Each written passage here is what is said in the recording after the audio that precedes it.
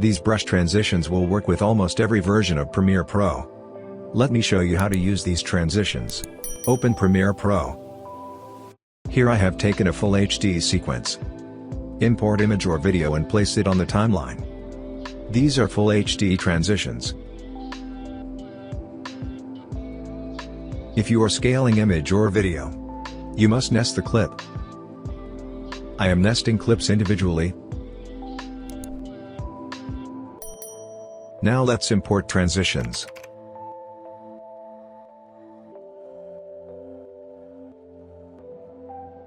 Let's place any transition on the timeline. Place it like that.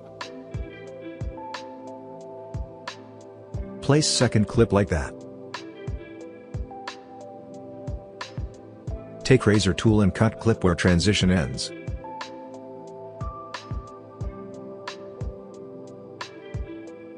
Now go to the effects panel and search for track matte key.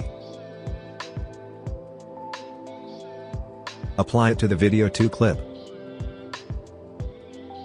Now go to Effects Control Panel. In Track Matte Key, set Composite using to Matte Luma. In Matte select Video 3.